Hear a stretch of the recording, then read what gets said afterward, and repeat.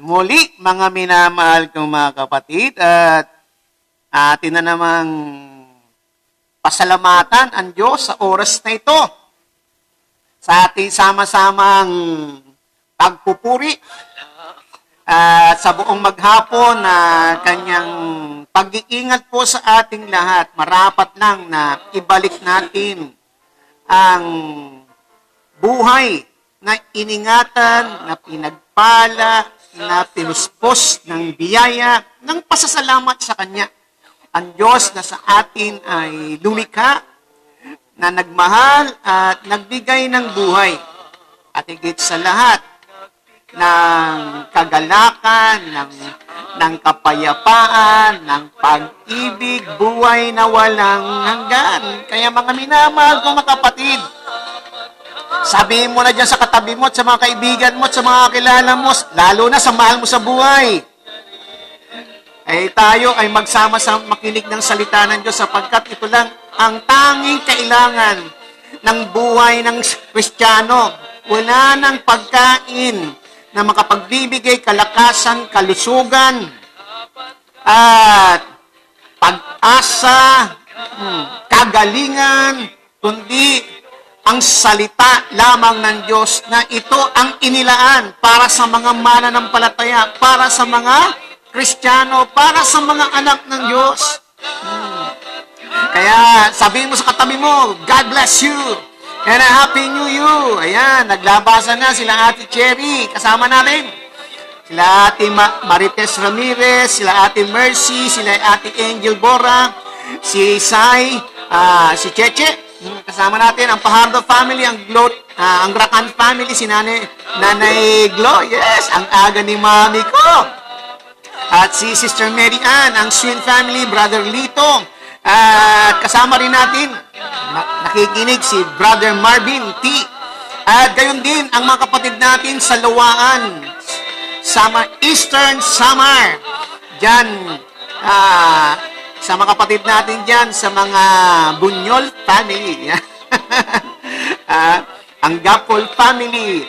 At kapatid natin sa Hulita Leyte at si Brother Lance, Makatangay family. At gayon din ang mga kapatid natin sa Basay, Bakuba.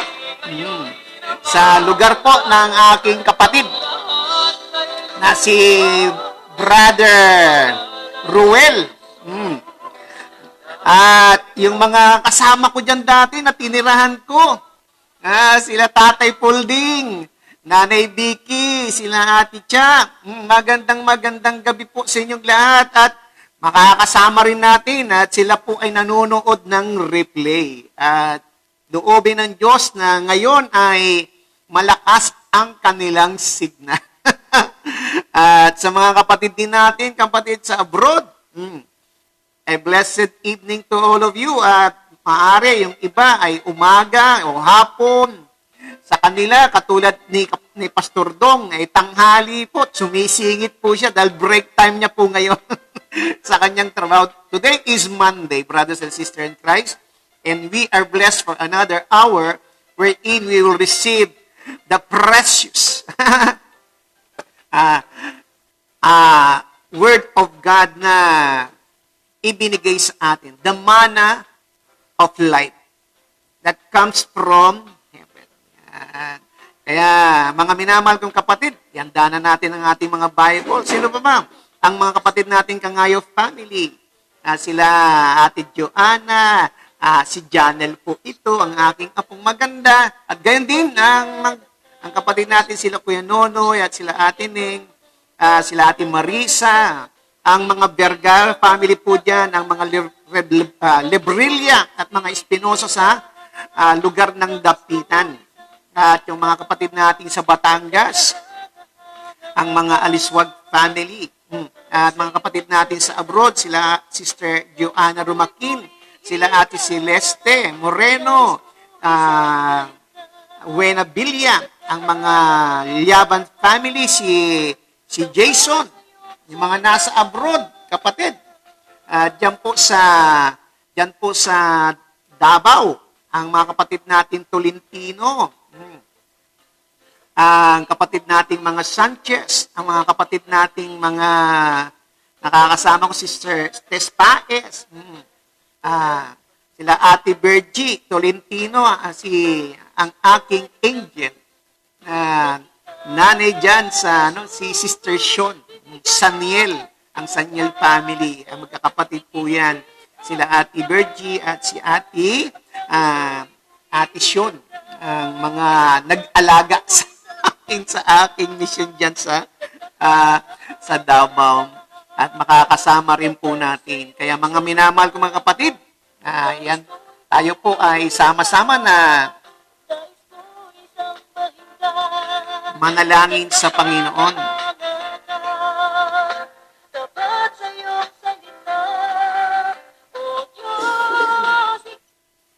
Manaming dakila, kami po ay nagpapasalamat sa oras na pinagkaloob mo po sa amin, pagkakataon na kami po ay makaharap muli sa iyong kabanalan at ihatid sa iyo ang pasasalamat sa buong mong kabutihan sa amin, sa buong maghapon na ito, ng pag-iingat, hindi lamang sa aming mga sarili, kundi para rin sa mga lahat ng ipinagkatiwala namin sa iyo, Ama.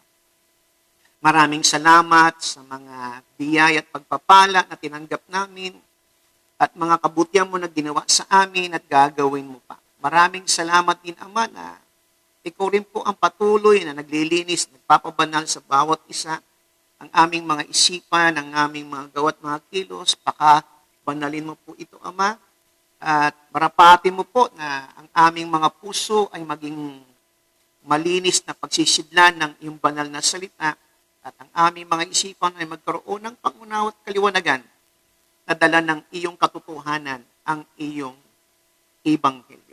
Maraming salamat na susundan mo po ito ng tanda at kababalagan at dalangin ko po, Ama, tulad ng aming pinag-aaralan na paghinatid po namin ang iyong mabuting balita. Magdadagdag ka ng mga tao mong ililigtas. Aabutin mo mga pangangailangan ng aking mga kapatid na ito. Tutugunin mo ang kanilang mga samot piling.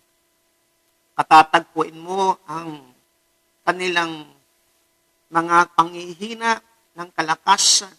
Masusumpungan nila ang kagalingan ng kanilang mga karamdaman. Salamat po, Ama. Lahat ng ito ay aming pinaniniwalaan na magaganap po sa pangalan ni Jesus. Amen and amen. Praise the Lord. At muli, mga minamahal kong mga kapatid, sabihin mo dyan sa katabi mo, God bless you. Hindi pa tayo nagsisimula, narinig na ng Diyos yung ating panalangin. At alam ng Diyos, kapatid, yung ating mga pangangailangan. At kahit alam ng Diyos yung ating pangangailangan, tuwang-tuwa siya na yung mga nangangailangan ay nagkukumahog, nagmamadali, ay excited na kunin yung kanilang pangangailangan sa paglapit sa Panginoon. Amen? At atin nang buksan itong ating Bible at mula sa chapter 13 ng Gawa, verse 6. Sisimulan po natin, verse 6.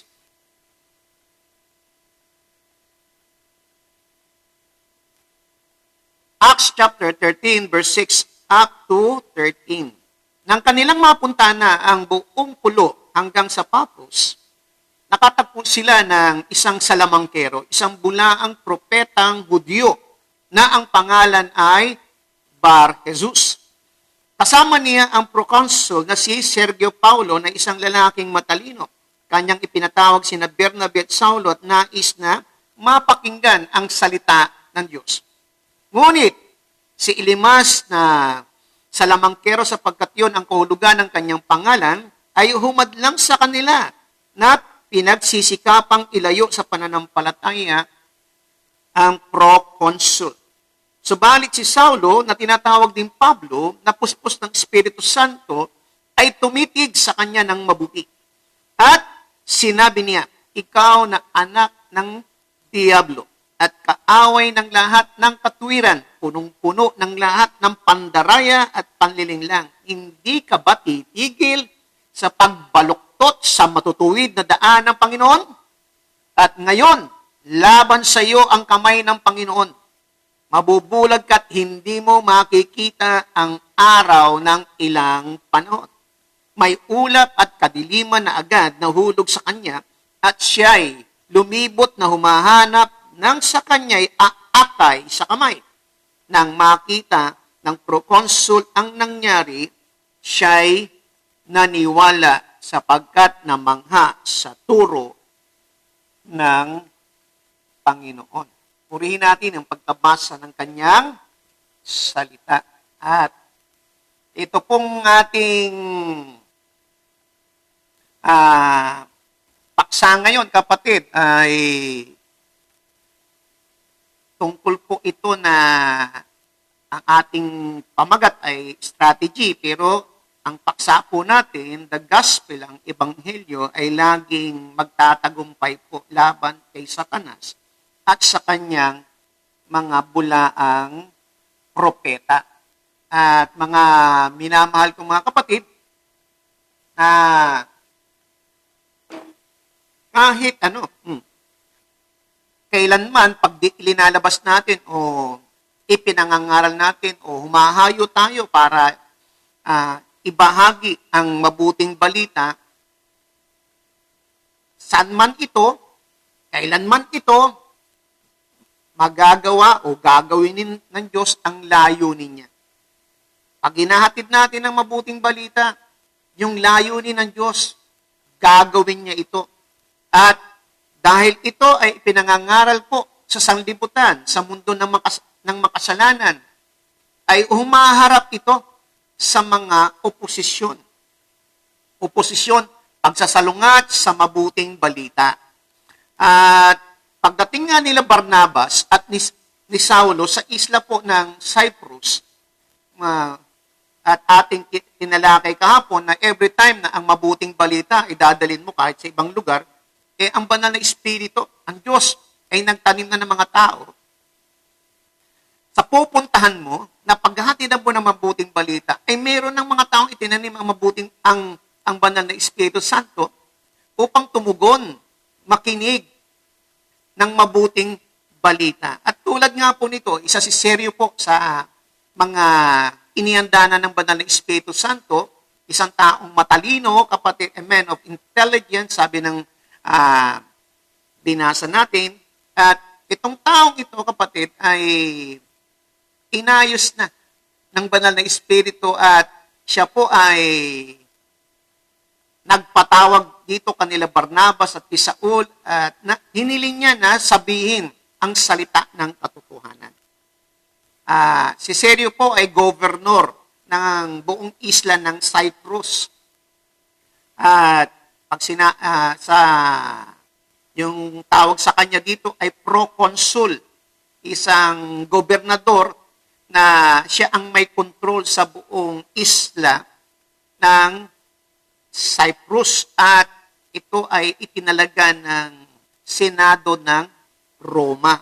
At itong si Sergius Paulus ay meron siyang matalino, ngunit meron siyang interest na marinig po itong mabuting balita. At sa kanyang pagnanais nga, tinawag nga itong si Barnabas at si Saul. At meron siyang empleyado. Meron siyang kasama under employment niya to . Ang pangalan po ay Bar-Jesus. Ito po ay salitang Hebreo nang ibig sabihin ay anak ni Jesus. Sa Grego, ang kanyang pangalan ay Elimas na ibig sabihin, kapatid, ay salamangkero o magician. Siya ay interpreter ng mga palatandaan sa langit. Yan, siya ay nagpapaliwanag ng mga pangitain o mga palatandaan sa langit at iba pa. At siya rin po ay isang Hudyo. At ating mapapansin, kapatid, na si Sergio Paulo, yung proconsul ng buong islang ito ay interesado siya, kapatid, na mapakinggan sila Barnabas at si Saulo. Bagamat sa una, kapatid, dahil sinabi nga ng teksto natin, kapatid, that Sergius Paulus is a man of intelligence.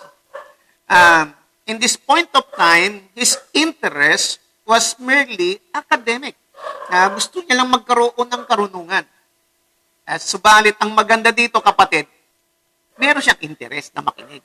Amen? Yun ang maganda. Yun na yung simula eh. Amen? Para mapakinggan niya yung salita ng katotohanan ng salita ng Diyos. Tinatawag niya nga, subalit meron naman siyang dito, makikita natin dito, kung may itaninim ang banal na espiritu na makikinig ng salita ng Diyos, meron namang itinanim ang demonyo. At dito natin makikita talaga yung talinhaga na itinuro ng Panginoong Kristo, the parable of tares and wheat, na sa isang lupain o sa isang bukid ay nagtanim ang Diyos ng mabuting binhi.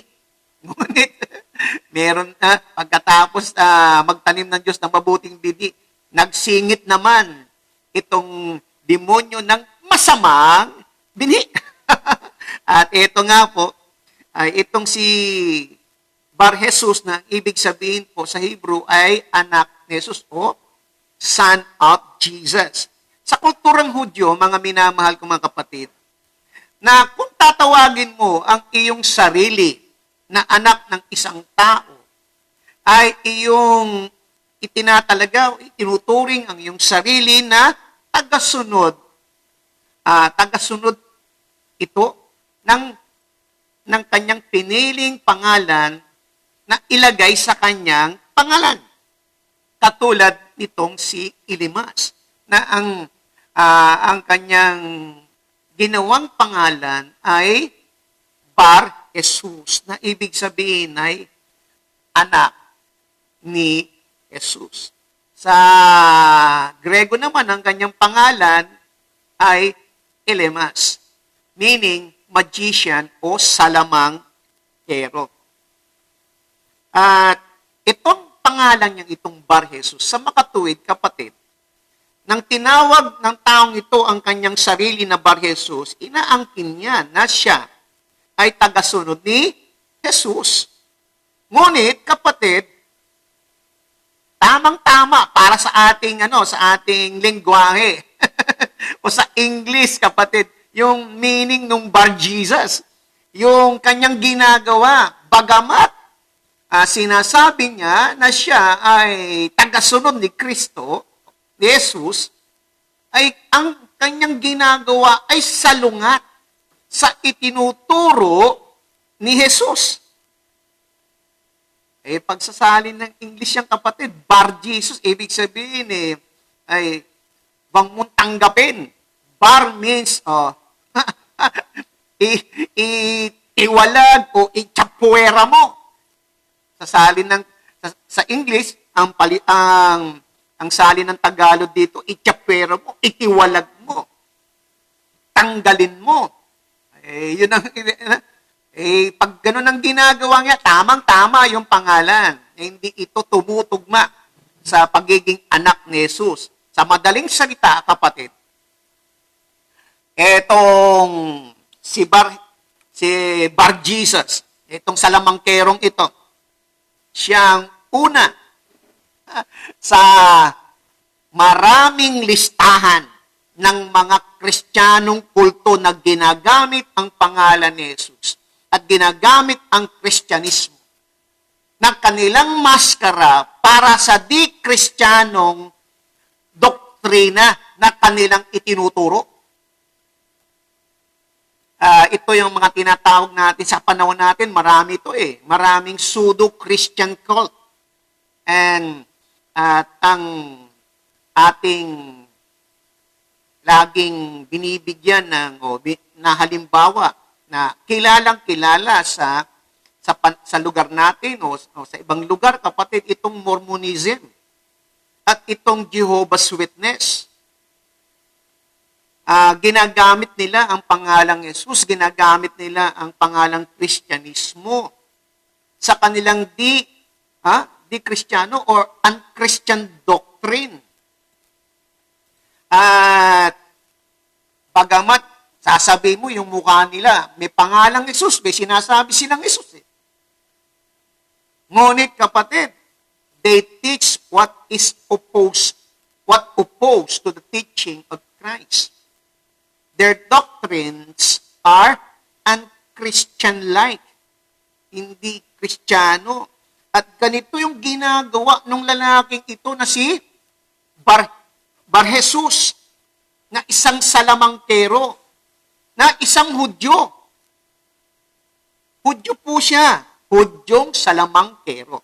Pag sinabing Hudyo, alam niya ang tradisyon at alam niya, kapatid, ang sinasabi ng banal na kasulatan, ang Old Testament, tungkol dito sa itong witchcraft na ito, itong pagmamagic, itong pagsasalamangkero, itong panghuhula, itong pangkukulam, pananawas, alam niya ito. Subalit, kapatid, iba naman yung kanyang ginagawa sa kanyang alam. So, taliwas ito sa alam niya. At sinasabi nga po, kapatid ni Paul dito, nung ito ay nangangaral si Paul, gustong marinig nung konsul. Andito na. Itong isang to, itong si Elimas. Anong ginagawa niya? Ayaw niyang pakinigin. Kinokontra niya yung pakikinig ni Proconsul Paulo sa sinasabi nila Barnabas at ni Saul. Ayaw niyang maniwala itong si Proconsul Paulo sa pangangaral nila Barnabas at ni Paulo. At ito, pumasok dito si Saulo at kanyang nirebuke itong salamangkerong ito na ang pangalan ay Bar Jesus. O sa Grego ay Elimas. Elimas was seeking to discredit the gospel message that is brought before Proconsul Paulo. And he was turning the governor away from believing and following Christ. But Paul stepped in and intercedes and says in verse 9 to 10, but Paul or Saul, which is known as Paul, was filled by the Holy Spirit and looked intently to him. Verse 10, and said, you son of devil, you enemy of all righteousness. You are full of all deceit, full of lies, full of trickery. Will you not stop making crooked the straight paths of the Lord? Yun yung sinabi ni Paul. At sinulat nga po ni Lucas, kapatid, na nung sinabi ni Paul ito, he was filled with the Holy Spirit. Puspos siya ng Espiritu Santo. Hindi siya puspos ng galit. Hindi siya puspos ng muhi. Dapat maging maliwanag yan nung kinaharap niya itong si Elimas. Siya ay puspos ng Espiritu Santo, hindi puspos ng galit, hindi puspos ng sama ng loob. Hinarap niya ito bilang spokesman o representative ng Diyos o kinatawan ng Diyos. And Paul spoke exactly the words of the Holy Spirit intended him to speak. Kung ano yung pinasasabi ng banal na Espiritu, sabi nga po, puspos nga ng Espiritu Santo. He was led by the Holy Spirit. Guided by the Holy Spirit. Tandaan niyo po yung sinabi ng Panginoong Hesus. Matthew 10, verse 19. Pag kayo maharap sa mga otoridad.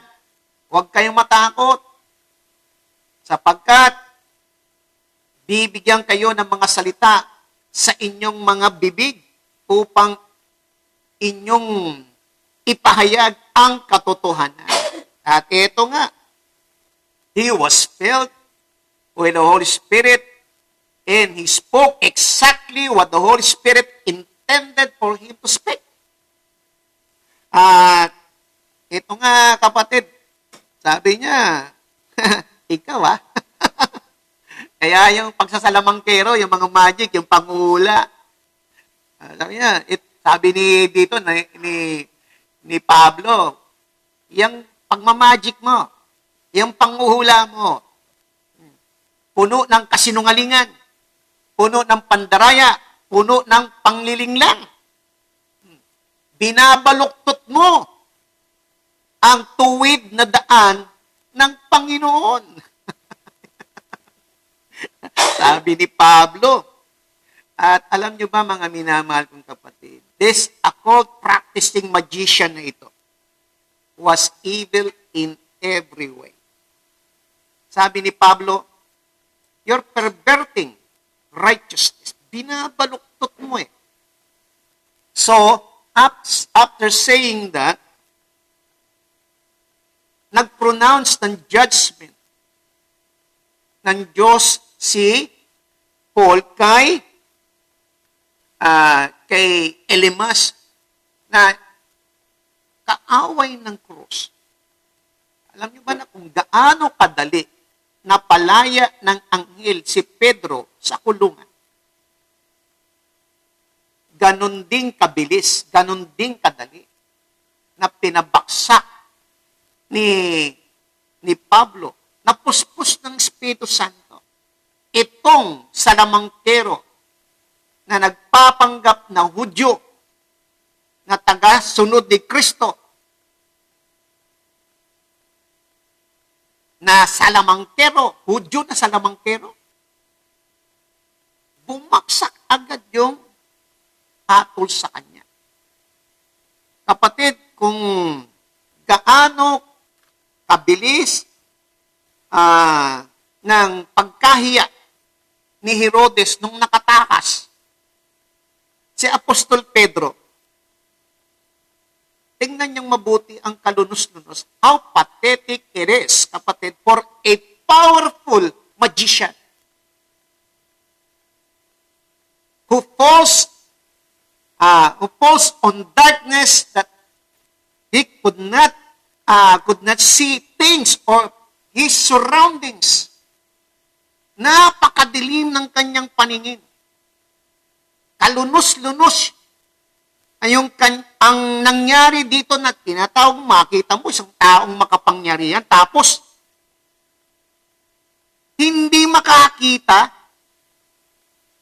nadadapa, dahil hindi siya makakita, at naghahanap siya ng mga tao na kakapitan ng kamay niya para siya ay maakay. Tingnan niyo yung picture mabuti, kapatid. Nung nag-pronounce ng judgment si Paul. Sabi po ng verse 12, kapatid, sabi niya, sa verse 12, verse 11, at ngayon, laban sa iyo ang kamay ng Panginoon. Mabubulag ka ng ilang araw. Ang bilis, kapatid, nung sinabi ni Paul yun, biglang nagkaroon ng kaliskis ang kanyang matat na nahulog siya sa kadiliman. Hindi siya makalakad. Kailangan niya ng kamay na aakay sa kanya. Ngayon, kapatid, makikita natin dito na wala na siyang madadala. Wala na siyang maaakay na maliligaw niya kasi siya bulag na. Siya na ngayon ang inaakay. Ganon kabilis yung judgment sa kaaway ng cross. Mga minamahal kong kapatid.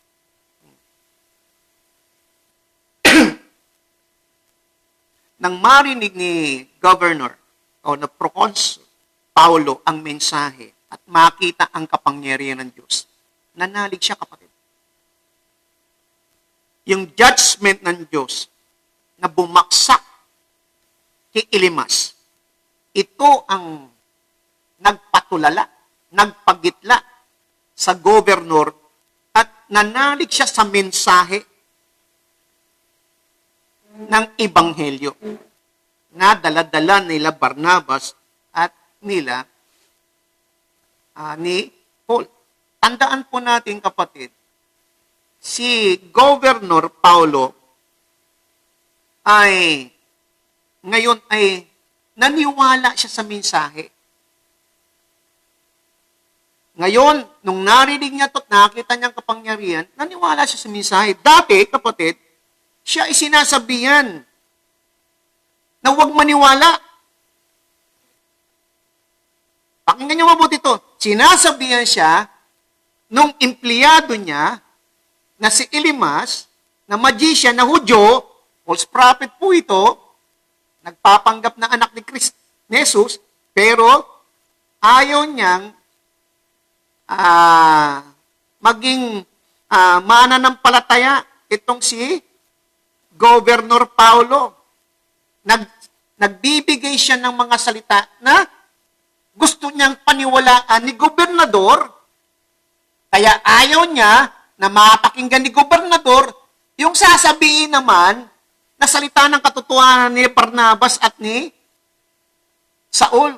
Kanyang pinipigilan na mapakinggan nitong gobernador yung ebanghelyo. Ang gusto niya lang yung sinasabi niya na paniwalaan ng gobernador.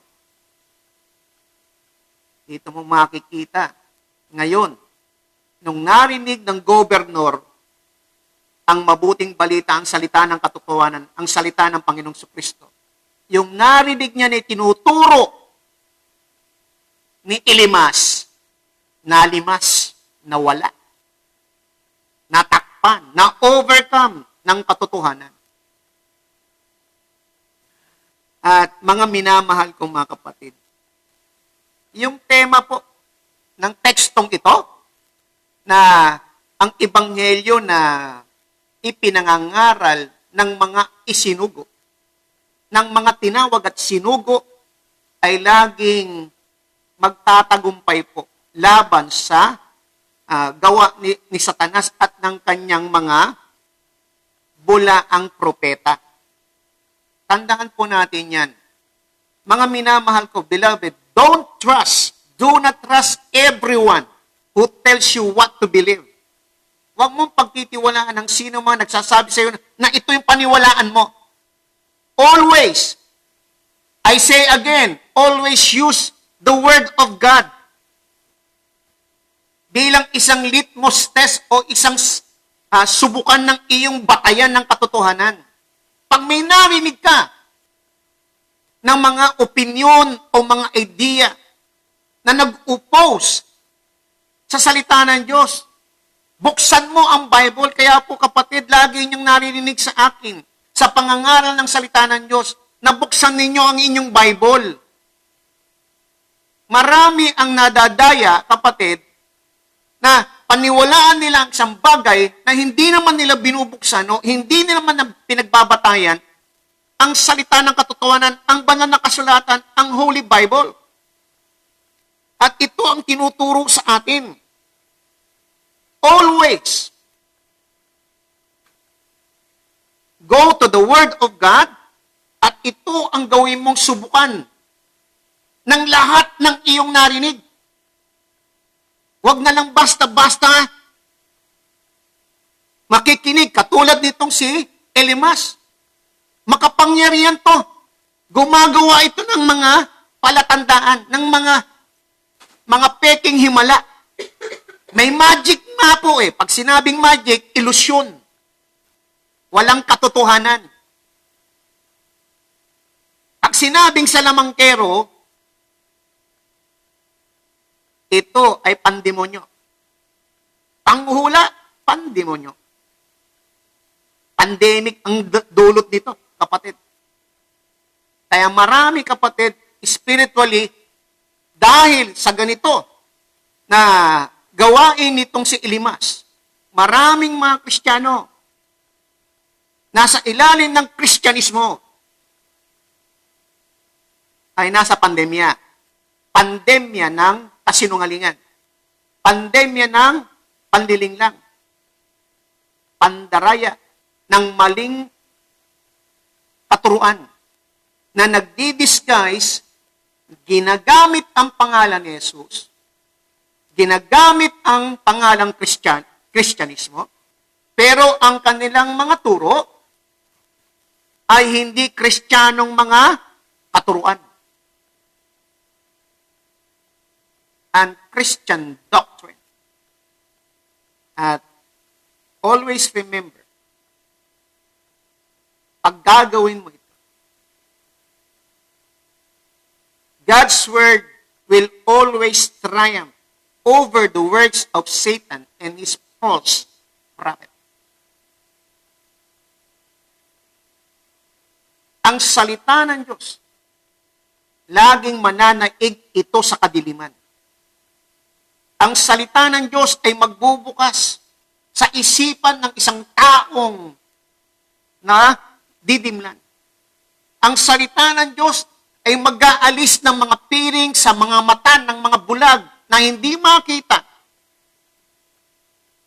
ang kaningningan ng mabuting balita na si Jesus na kalarawan ng Diyos, na siya ang tagapagligtas, siya ang Panginoon at tagapagligtas sa pamamagitan ng pananampalataya sa Kanya. Tangi ang salita ng Diyos ang magpapalaya sa mga tao na natanikalaan, na kadena ng kasalanan, na itali, na igupo ng kasalanan. No one else. No other else. And nothing but only Jesus Christ ang makapagpapalaya sa ating sa kasalanan na kamandag ng kamatayan. Anyone who opposes God, he will lose. Matatalo ito. Pag kinontra mo ang Diyos, pag sino mang taong kumontra sa Diyos, ang dulo nito, gapi siya. Kaya, pagtiwalaan mo si Kristo, pagtiwalaan mo ang Panginoon sa iyong hinaharap, makinig kang mabuti. Trust Jesus with your future. No one else. What you are right now in your circumstances, paulit-ulit ka na sa iyong kalagayan. Pabalik-balik ka na lang. Ikaw ay hindi makaalis sa bundok na yan. Lagi kang umiikot na lang sa paanan ng bundok. At ang sabi ng Diyos, it's about time that you get out of that place. Rise and believe. Rise and believe. That is not your place. Hindi ka itinakda para itanakila ng karamdaman at ng kasalanan. Kailangan mo ng salita ng Diyos. Kailangan mong magtiwala kay Jesus. That is the only way. That is the only answer. That is the only cure. The remedy, the solution to all your problems, to all your concerns, your difficulties, your suffering, your afflictions, your problems. Magtiwala ka. Trust Jesus in the evangelization of your loved ones, of your friends. God, ang kanyang salita. God's word will overcome. Sa tingin mo lang, hindi sila maniniwala. But there is something miraculously working in the realm of spirit. Hindi natin alam kung ano ang nangyayari. Subalit, pag sinimulan mo yan, na ibahagi, ikwento ang Panginoong Kristo sa kanila, sa iyong mahal sa buhay, sa iyong mga kaibigan, sa iyong mga kilala, ang Diyos ay magtatagumpay. Ang kanyang salita na binitiwan mo, hindi mapupunta sa bulayan. It will fulfill the purpose of what His Word is sent out. Ipupulfill, gagawin ng kanyang salita ang layunin ng kanyang pagkasugo dito. The purpose of what it is sent for. Mga minamahal kong kapatid, never, ever think na mawawalang saysay ang binitawan mong salita ng Diyos sa iyong mahal sa buhay.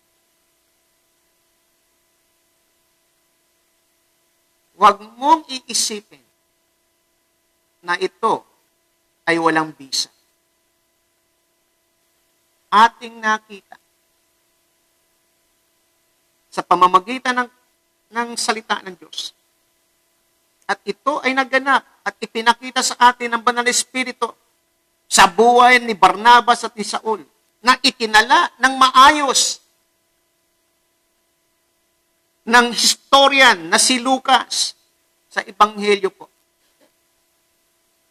Sa kanyang Ebanghelyo at sa isinaysay niya na aklat ng mga gawa. Mga minamahal kong kapatid. Ang mensahe po,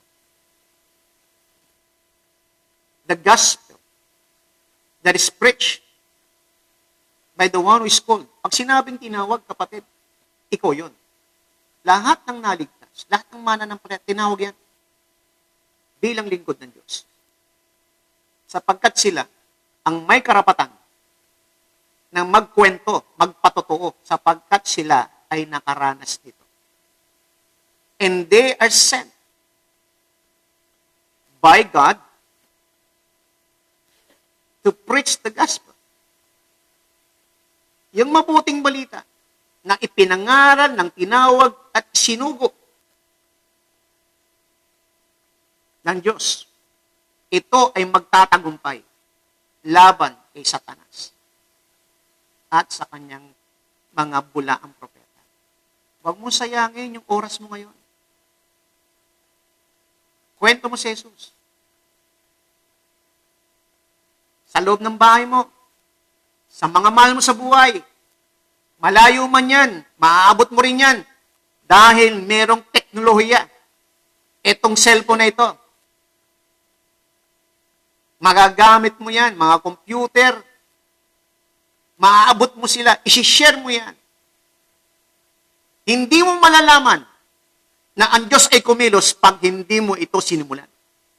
Tandaan mo, pag sinimulan mo to, nagtanim na ang Diyos ng mga taong tatanggap. Sasasabihin mo, nagtanim na ang Diyos ng mga taong tatanggap ng ipinadala mong mensahe.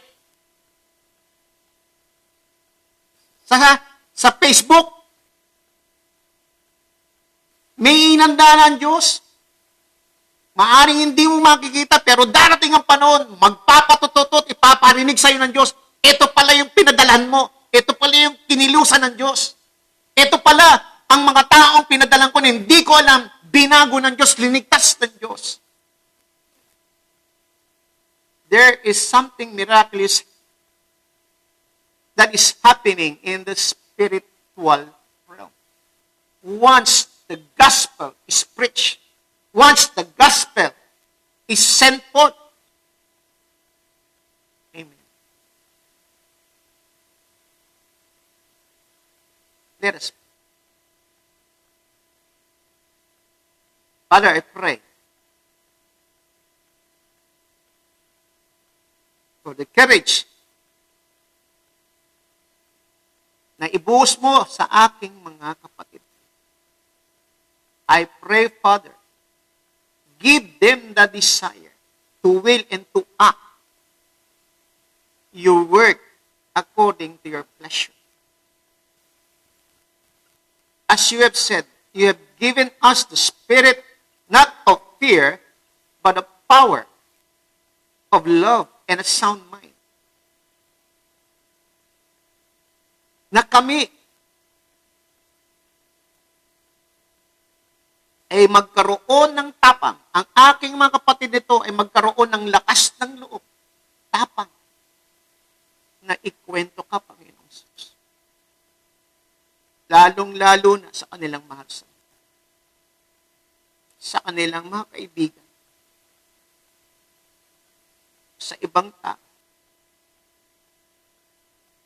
Maraming salamat na ang katiyakan ay at kasiguruduhan ay linagay mo sa mga puso ng aking mga kapatid na ito. That every time they spoke of your word, they speak of your word, signs and wonders, miracles happen by your power, O Father God. Dinideklara ko, inaangkin ko, ang pananalig ko, O Diyos, na sa oras na ito, pinalaya mo na sa tanikala ng paulit-ulit na karamdaman si Marvin T. Tinatanggal ko ang maskara ng kasinungalingan, ng cancer sa kanyang katawan, sa pangalan ni Jesus. Palitan mo ito ng katotohanan na siya. Ang buhay niya, ang katawan niya ay ikaw ang lumikha. At ikaw ang mekaniko, at ikaw ang manggagamot ng kanyang buhay. I rebuke that sickness, that name that bound him in affliction in Jesus' name. And I release the power of the name of Jesus unto his life. Healing, not only physical, Lord, but also his life. In Jesus' name. Bless mo, Ama, ang mga kapatid kong ito, ng tapang, ng kagalakan, puno ng kabutihan, kabaitan, at pag-ibig sa kanilang pangangaral ng iyong salita. In Jesus' name, amen and amen. Praise the Lord. Hallelujah. Sa mga kapatid natin, yung mga kaibigan po natin, mga mahal natin sa buhay, kakilala po natin, ating anyayahan na makinig ng kanyang salita. Hindi natin sila inaanyahan sa church. Inaanyahan natin sila kay Kristo. Pakipagrelasyon kay Jesus. Hindi pakipagrelasyon sa church. Sa istruktura. Sa pangalan. Kundi mismo sa person ng Panginoong Kristo.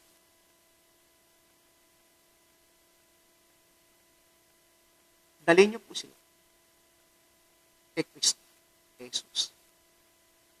Makatanggap sila ng kaligtasan, ng kagalingan. At sa araw ng bukas, mga minamahal kong kapatid, loobin ng Panginoon na kasama niyo ulit ako. At ang kalakasan ng Diyos ay lagi sumatin. Na magsasalo-salo po tayo. At salamat. Sama nyo na rin ang mga kapatid natin. Si Kuya Dong, nakasingit. Break time ni Brother Dong. Pero nakapakanood po siya. Hatid niya ang pagpapala at ng Diyos sa inyong lahat. Gayon din, kapatid, yan, naglalabasan na pa bago ko umalis. Sa susunod, Ate Cherry, Ate Bless, Ate Marita, Kuya Nonoy, Ate Neneng, sila Ate Che, sila Ate Cheche, Ate Cynthia, sila Nanay Ditas, ang mga kapatid ko na yung aking balay na Sister Dita at si Brother Toto, ang anak ko si Annalisa, at ay itong mga kapatid kong Guillermo family, ang Vergara family, tayo po, ang Gemson family, ang Villaflores, ang Racan family, ang Fernandez family. Kwento natin si Jesus. Amen. Sama-sama natin yan ito. Huwag yun nang sabihin si Brother Ed. Si Jesus na lang. Kaya wala nang banggitan ng pangalan dito. Banggitin lang natin dito. Ang Panginoong Jesus. Siya lang talaga makapagliligtas. Siya lang talaga papagaling po sa atin. God bless po sa inyong lahat.